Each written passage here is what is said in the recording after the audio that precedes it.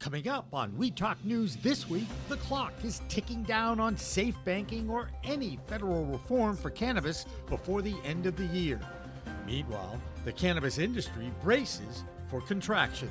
And the founders of CRM software giant Dutchie sue their own board over their attempts of a takeover.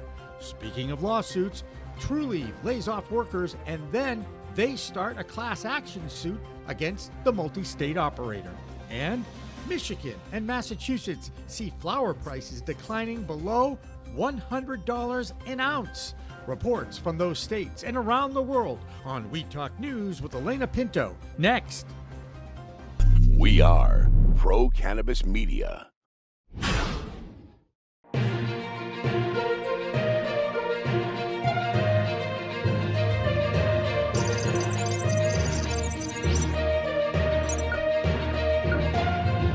Hi, everyone. Welcome to the last edition of We Talk News for 2022. I'm Elena Pinto reporting for Pro Cannabis Media. From everyone here at PCM, we hope your holiday season is the best ever. Well, news from the cannabis industry continues to be one of paralyzation at the federal level and doom and gloom in many states. In Washington, D.C., the hope for reform being introduced by this lame duck Congress is waning as the government itself tries to maintain operations going into the final week of the year. Last week, safe banking was deleted as an amendment to annual bills to support national events. And so now what? Is it wait till next year, or is there any hope for any federal reform of cannabis laws and regulations this year? Software company Dutchie is a perfect example of some of the challenges of being in the cannabis industry. Even though they are considered one of the most successful companies in this space, valued at over $1 billion, their founders were ousted by the board of directors and now are suing the current operators. Green Market Report's Deborah Borchardt has that story. This is the business update for Weed Talk News from the Green Market Report. This week, we learned that Dutchie founders, brothers Ross and Zachary Lipson, are suing the company. In November, it was reported that they were leaving Dutchie, but neither contributed a quote to the press release, so that should have been a red flag. Now the two say they were improperly kicked out of the company by the current board, and they're insisting they're still directors and officers of Dutchie. They claim they were ambushed at the November board meeting during a board coup. The court documents are sealed, but we will keep trying to get more information on this story. We also got some earnings announcements this week. Fire & Flower announced its fiscal 2022 third quarter revenue increased 8% sequentially to $43.8 million, but revenue did fall by 3% from last year's third quarter. They also delivered a net loss of $28 million. Hexo posted earnings that beat revenue expectations as they continue restructuring. The Canadian producer said that they had net revenue of 35.8 million Canadian dollars in the first quarter, but that was down 29% over last year. The company said that the decline was attributable in part to severe weather that kept certain shipments from reaching their destination. And those are the top stories this week. I'm Deborah Borchardt with the Green Market Report, and this has been your business update for Weed Talk News. Another one of the challenges in the legal cannabis industry is where to consume it. Even in legal states, public consumption is still limited to private residences. If you own and if you rent, you are required to head outside and off property, whether you are consuming for medicinal reasons or recreational. New Jersey is one of the newest adult use states, and they are starting to figure out how to handle this very problem. Joe Goldsberry has the latest on social clubs and public consumption in the Garden State. Hello, everyone. I'm Jill Goldsberry for We Talk News New Jersey, and there are some new developments I want to tell you guys about around the discussions on marijuana banking in states.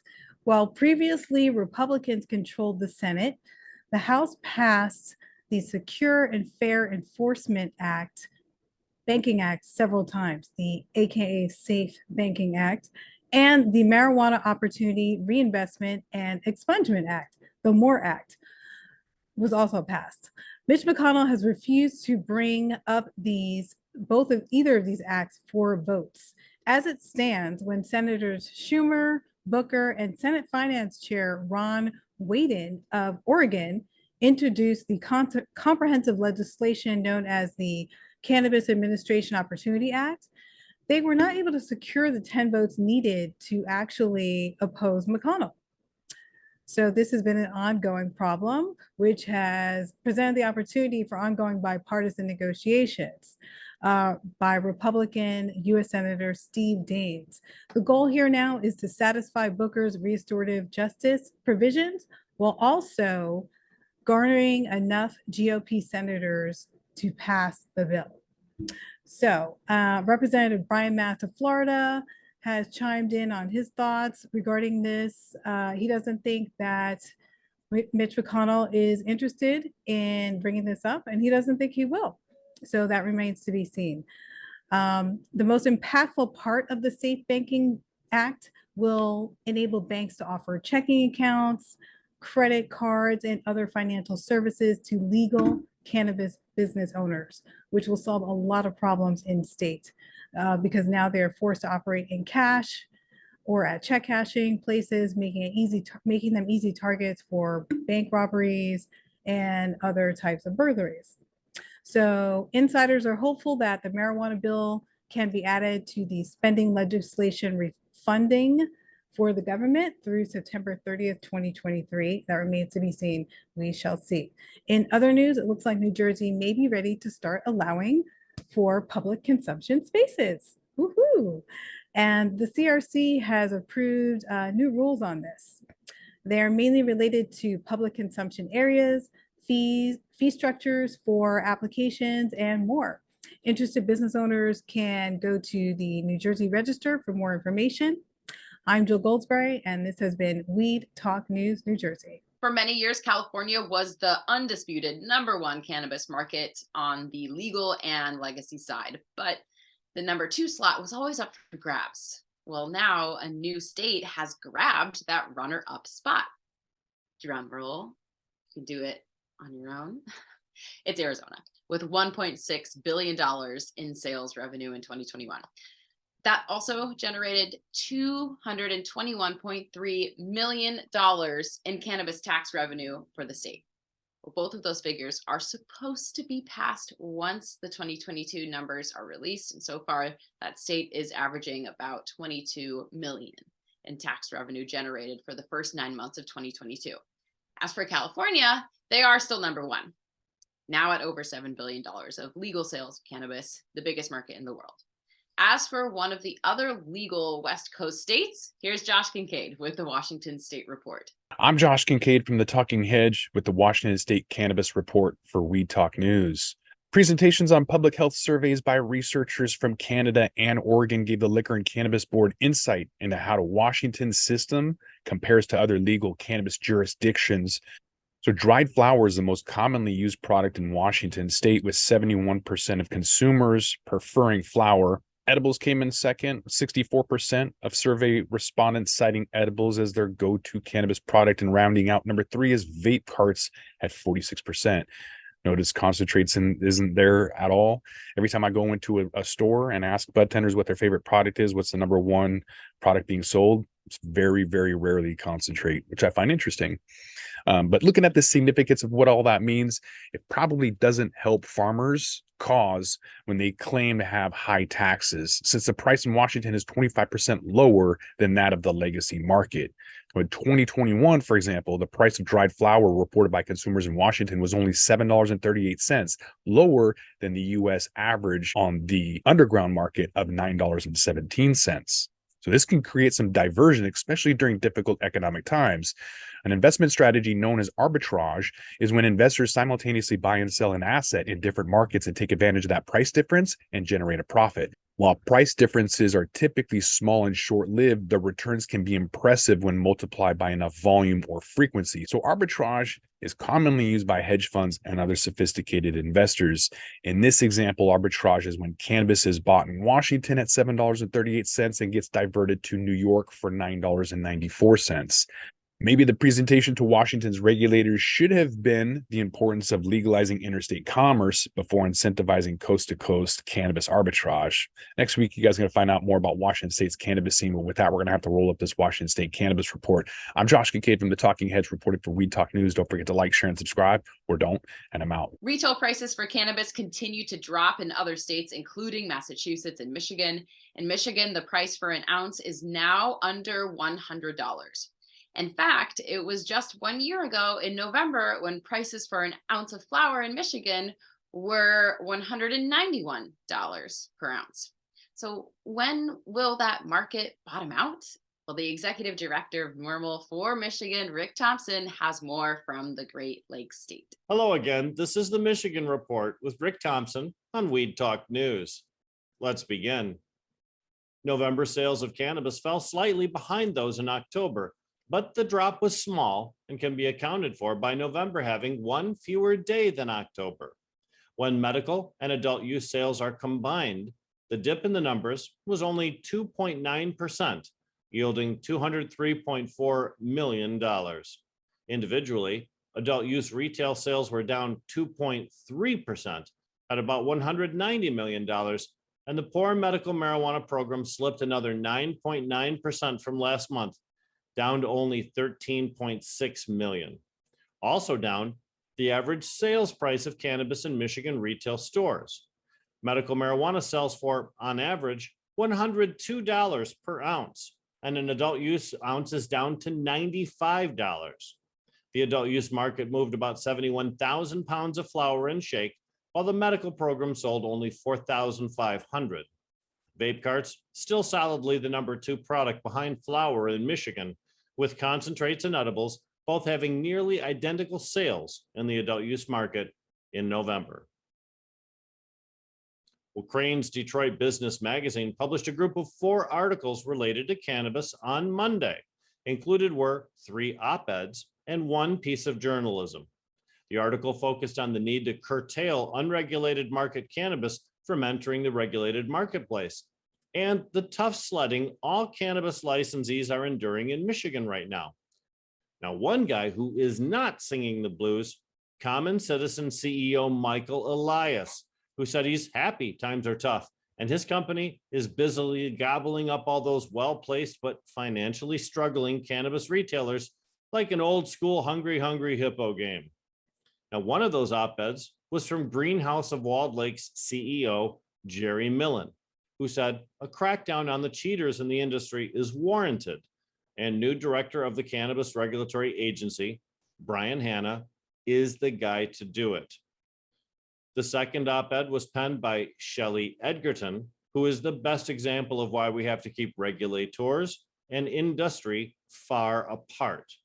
She is the spokesperson for the hated trade group, the MCMA, and her piece centered around using the Cannabis Regulatory Agency to crack down on illegal market operators and to push a new proposed moratorium on issuing any licenses to new commercial cultivation centers.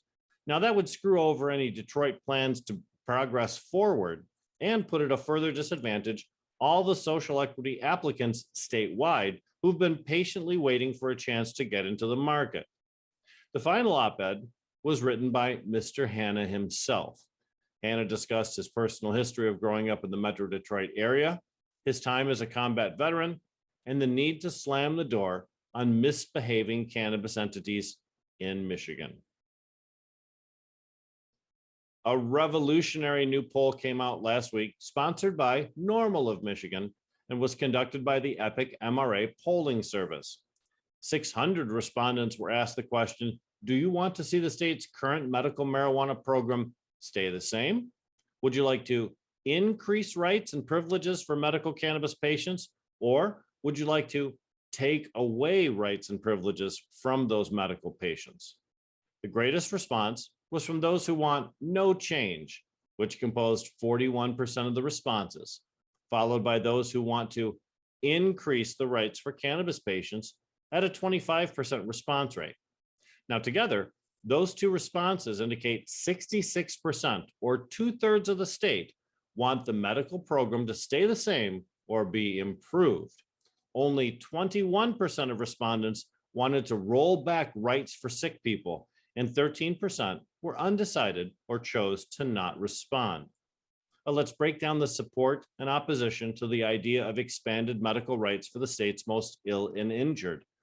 The greatest percentage of support for adding protections and rights for medical cannabis patients comes from liberals at 43%, Black voters at 41%, those who claim no religious affiliation at 40%, women aged 18 to 49, they support at 36%. Now, those respondents who earn between $75,000 and $100,000 per year, Democratic men, and young voters from 18 to 34 support at 35%, statewide average 25%. The largest amount of support for restricting medical marijuana access to patients comes from those who self-identify as members of the pro-life movement. They support restricting medical marijuana laws at 40%, nearly double the statewide average of 21%. Republican women registered 36% support for further restrictions. On the other side, Democratic women support restricting medical cannabis laws at the lowest percentage in the survey at only 8% versus that statewide 21% average. The 35 to 49 years age group had very low support for restrictions at 9%, as did women aged 18 to 49. Men and women seem to support relaxing the medical marijuana laws at 26 and 24% respectively, and for curtailing those laws equally. Now, full disclosure, I am the executive director at Normal of Michigan. Well, the city of Mount Clemens has a problem. 2 cannabis retail centers have opened in their city, yet Mount Clemens never authorized either of them. But the state did. Now, this is a crazy story that starts early in 2022. Mount Clemens began a licensing process, issuing licenses, but then faced such legal backlash, they decided to scrap the whole cannabis business program. Now, the city had already issued several companies their retail licenses, and the Cannabis Regulatory Agency followed through and issued those companies their state licenses to operate. All of this before the city dropped their program. Now, despite the fact that the 2 companies no longer have local authority to operate, the state regulatory agency cannot rescind their operating license. Mount Clemens is exploring their legal options to shut down both the Jars and Pleasant Tree stores. And that's it for the Michigan Report with Rick Thompson on Weed Talk News. Here in the Bay State, flower prices continue to decline to less than $100 an ounce as well. It's great news if you are a consumer, not so much if you're a business owner. We Talk News producer Tori Chamberlain breaks it down in the Bay State Report. Hey guys, I'm Tori Chamberlain, and here in the Bay State, the retail price of cannabis for adult use continues to plummet. Back in October, the average price for a gram of cannabis dropped to an all-time low of about $7.76. Now, it's since rebounded to a little over $8 per gram, but that's still far below the price that the market is used to seeing. Now, it's great news for consumers who are looking to get a deal on an ounce or their favorite flower, but it really hurts farmers and companies on the back end of things. And the other interesting thing actually is that the most recent numbers show that sales revenue is actually down in Massachusetts as well. So maybe with the surplus of supply, there's not quite as high of a demand right now. And you have to keep in mind that several states that border Massachusetts have just come online with their own legal markets. So maybe there was some demographic of consumers and purchasers that were coming across state lines that no longer have to do that. Either way, it's certainly interesting to see the turn that the market is taking here in Massachusetts after 5 years of legalization. And we'll have to watch in 2023 to see how these companies respond and if the numbers change at all. In the meantime, be sure to take time to go out of your way, seek out those small, locally owned brands, and be sure to support them with your dollar. For now, that's the Bay State Report for Weed Talk News. I'm Tori Chamberlain. While a lot of the news from the cannabis industry in the US continues to support a market correction, in Europe, prohibition continues. Many countries are still just trying to get the plant decriminalized for its medicinal effects. In our European report this week, Lex Pelger has the sad story of an Irish grower who tried to do the right thing, but got raided and sent away for 5 years. Hello, I'm Lex Pelger from White Whale Creations with this week's European Cannabis Report for Weed Talk News. A hard week for cannabis in the European Union. Aside from Spain starting to draft its medical cannabis laws, we've got negatives across the board. In business news, Euroclear, one of the EU's two major stock clearinghouses, will no longer support cannabis-related stocks from anywhere in the world. They are forcing customers to sell all of their cannabis shares. As you can imagine, this is causing carnage in the sector. In the UK, a report by the drug policy think tank Voltface finds that despite there being 1.8 million people using cannabis for medical purposes, only 15,000 of them are legally prescribed patients. That means 99% of UK patients must find an illegal source for their medicine. The report describes a critical lack of understanding about cannabis-based medicines among doctors. Meanwhile, reports come out of the UK of children with epilepsy losing access to their medicine and patients with a variety of conditions struggling to find a safe source in the black market. Even worse is in Ireland. A father of two named Patrick Moore was just sentenced to 5 years in prison for the cultivation and supply of cannabis. Most of the cannabis oil he produced was being donated to severely ill patients. His home was raided by 15 cops carrying automatic weapons, and they found a grand total of 19 cannabis plants, 3 seedlings, and some bags of trim. The judge seemed to be moved by reports from family members of patients with conditions like Huntington's disease and childhood leukemia, but all she could do was give him the lightest possible penalty. And now Patrick Moore will be separated from his wife and children for the next several years for the crime of growing medicine. That's the European Cannabis Report for this week. For more on the science side, see my newsletter on Substack, Cannabinoids and the People. I'm Lex Pelger from White Whale Creations reporting for Weed Talk News. New Hampshire continues to be surrounded by states in New England that have legalized the sale, possession, and growing of cannabis. But the Live Free or Die state continues to drag its feet toward change, and now a bipartisan committee of legislators will introduce a new adult use bill in 2023. The bill will create an adult use market in that state where you can possess and gift up to 4 ounces of cannabis, home grow 3 plants, and it'll introduce a state licensed set of dispensaries for sale to adults over 21. There will also be an 8.9% sales tax imposed on all sales. But right next door to New Hampshire, Vermont, and the Green Mountain State opened its adult use dispensaries this year. Well, Jessie Lynn Dolan has our Vermont report. I'm Jessie Lynn Dolan from Nurse Grown Organics and Vermont Cannabis Nurses, and this is the Weed Talk News Vermont Report. Thursday, December 15th, Vermont Growers Association, a grassroots nonprofit advocacy group, held a lively community discussion entitled "The Market is What We Make It," with local manufacturers and policy professionals about the challenges currently facing manufacturers in the adult use market.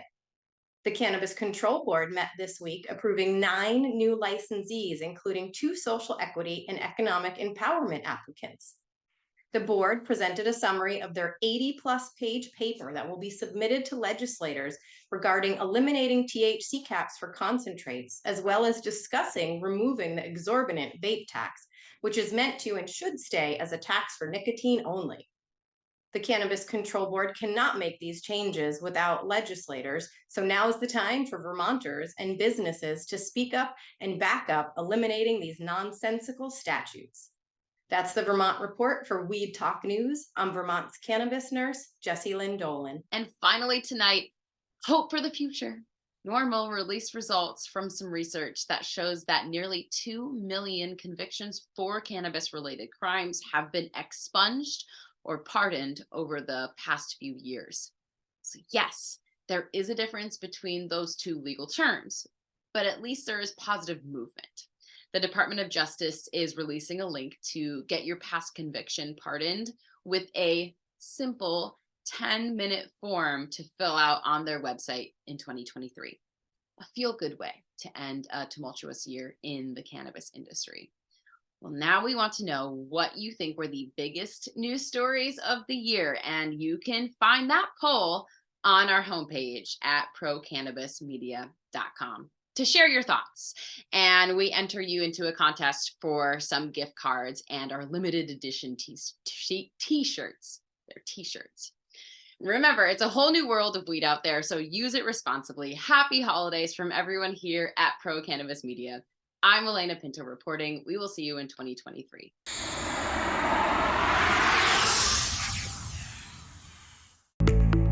It's a whole new world of weed out there, isn't it? Everyone is learning new ways to titrate, ingest, consume, imbibe, and engage with this plant medicine we call cannabis. Hi, I'm Jimmy Young, the founder of Pro Cannabis Media and the host of In the Weeds, and once in a while, the really live business cannabis talk show we call Green Rush on Friday afternoons from 4 p.m. to 6 p.m. Eastern. Now let me tell you my cannabis story. You know, I've had 4 major surgeries in the past 23 years and suffer from osteoarthritis with a variety of metal parts in my body and one on deck. Now, thanks to those chronic pain issues, I've been a medical patient in Massachusetts for almost 10 years now. I remember my first trip to a dispensary just outside of Boston, and I told the bud tender I didn't want to smoke it anymore, so I tried edibles, then tinctures, then vaping, and now, if I'm going to smoke, I only use the Weegits filtration system. What?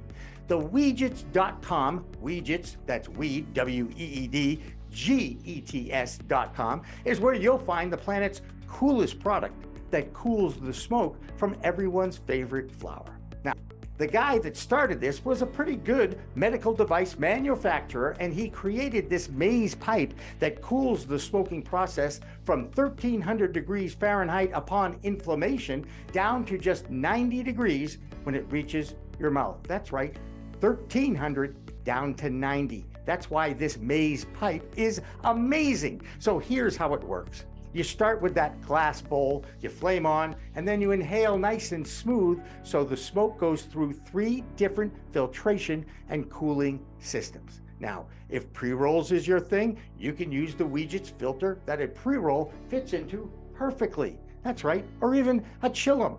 The more filters, the smoother the draw. Best of all is the price. You can get all this, or one or the other, for just a few bucks. It'll cool your smoke and you'll give your lungs a break. Now, add in the code of PCMTV and you get 15% off. So just go to Weegits.com and check out the best way to enjoy a cooler smoke with less coughing and hacking and more peace of mind. All that resin and tar is collected in the polyurethane filters that are easy to clean with soap, water, and a few Q-tips. Your lungs will thank you, and so will I.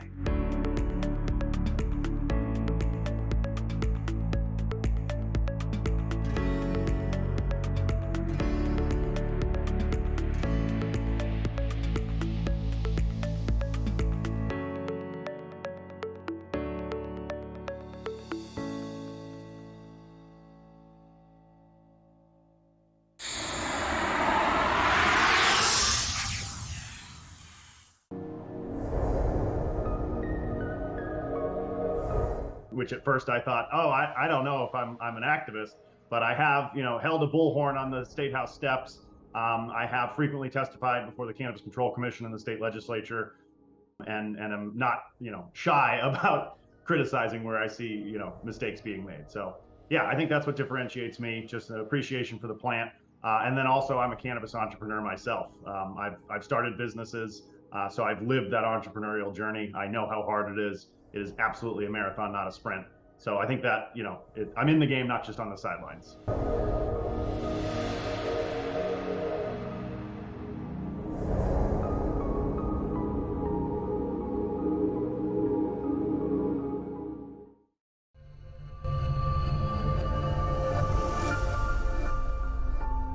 As a broker, we have access to many, many cannabis carriers. So I will go in with 2 or 3 quotes for people. The quotes might be $20,000 for one, $22,000 for another, $17,500 for another. Pretty close among the 3. What I tell people is it's not the pricing, it's what's included and not included, meaning exclusions. An exclusion in layman's terms is just something that's not included. It's not on the menu, so it's just not included. But if you don't know that, if no one shows you that on page 71 of a 150-page policy, you're not going to know. No one knows. I never met one person that says they read an insurance policy. If you do, I got some property in Florida for you.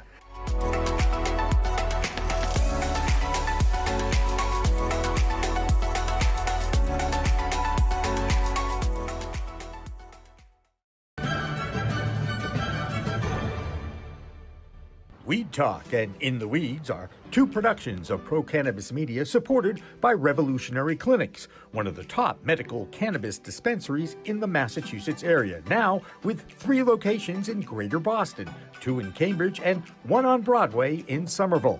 Rev Clinics has a patient-first mission. They will customize your needs as a medical patient with the proper titration and combination of strains, flavors, and products. Rev Clinics, where the patient comes first.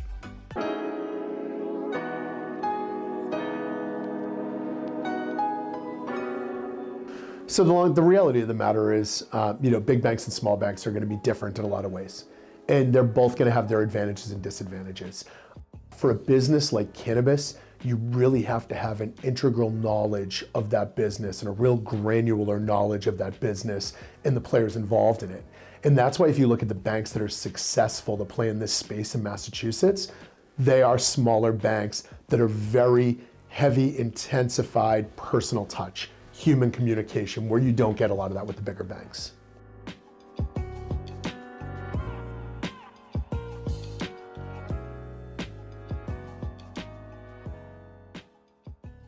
Bay State Cannabis Report is supported by Holyoke Cannabis, Holyoke's finest cannabis recreational experience.